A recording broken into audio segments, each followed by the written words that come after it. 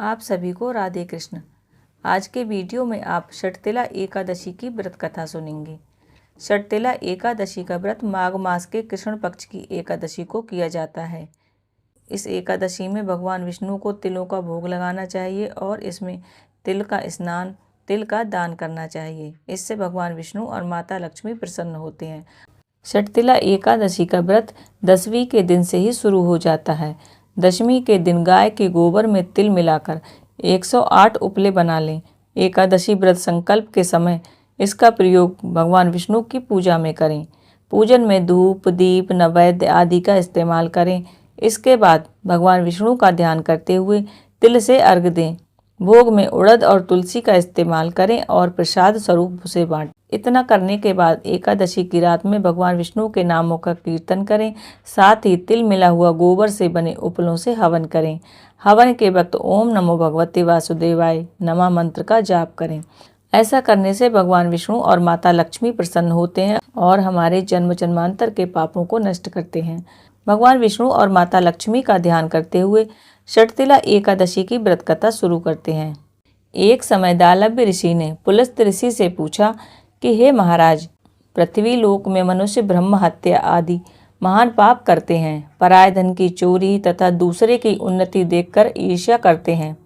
साथ ही अनेक प्रकार के व्यसनों में फंसे रहते हैं, फिर भी उनको नरक प्राप्त नहीं होता। इसका क्या कारण है?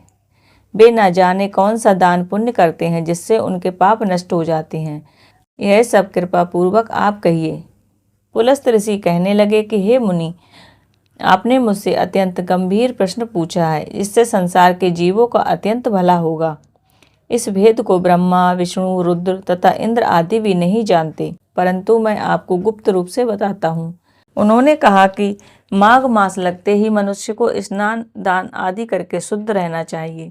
इंद्रियों को वश में करके काम, क्रोध, लोभ, मोह, अहंकार, ईर्ष्या तथा द्वेष आदि का त्याग कर भगवान का स्मरण करना चाहिए।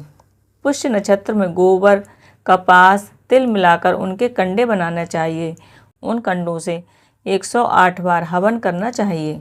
स्नान आदि नित्य क्रिया से निवृत्त होकर सब देवताओं के देव श्री भगवान का पूजन करें और एकादशी व्रत धारण करें। रात्रि को उचित जागरण करना चाहिए। उसके बाद दूसरे दिन धूप, दीप, नैवेद्य आदि से भगवान का पूजन करना चाहिए और उन्हें खिचड़ी का भोग लगाएं।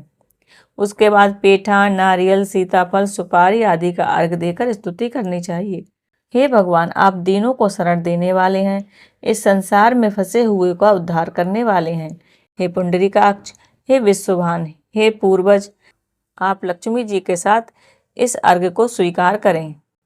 इस प्रकार भगवान से प्रार्थना करने के बाद और ब्राह्मण को कालिक दाय का, तिल का दान करें।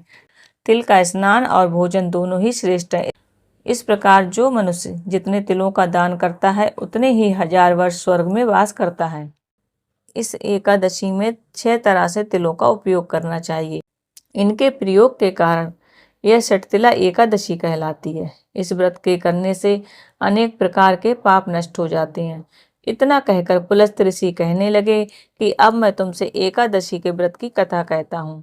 एक समय नारद जी ने भगवान श्री विष्णु से यही प्रश्न किया था और भगवान ने जो षटतिला एकादशी का महात्म्य नारद जी से कहा सो मैं तुमसे कहता हूँ। भगवान ने नारद जी से कहा कि हे नारद, मैं तुमसे सत्य घटना कहता हूँ, ध्यान पूर्वक सुनो। प्राचीन काल में मृत्युलोक में एक ब्राह्मणी रहती थी। वह सदैव व्रत किया करती थी। एक समय वह 1 मास तक व्रत करती रही। इससे उसका शरीर अत्यंत दुर्बल हो गया। उसने कभी देवताओं या ब्राह्मणों के निमित्त अन्न या धन का दान नहीं किया था। इससे मैंने सोचा कि ब्राह्मणी ने व्रत आदि से अपना शरीर शुद्ध कर लिया है, अब इसे विष्णु लोक तो मिल ही जाएगा, परंतु इसने कभी अन्न का दान नहीं किया, इससे इसकी तृप्ति होना कठिन है।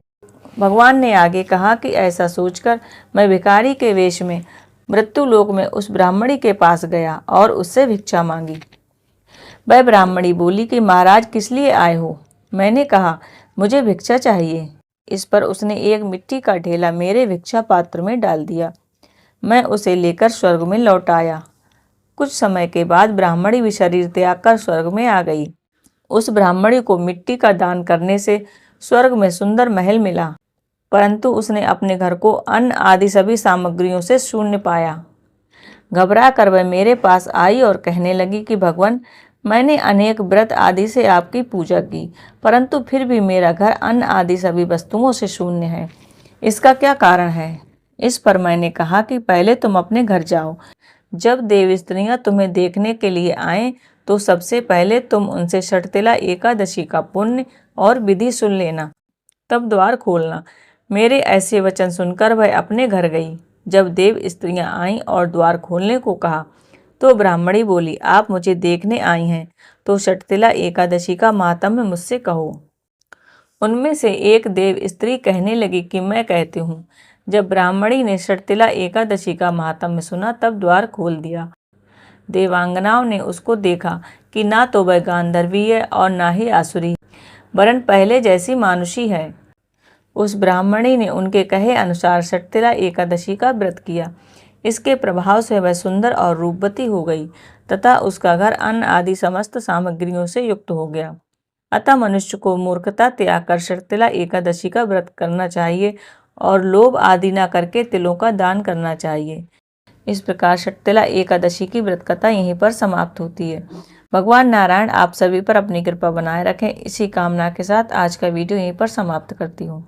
अगर ये वीडियो आपको पसंद आया हो तो वीडियो को लाइक और चैनल को सब्सक्राइब कीजिएगा। राधे कृष्ण।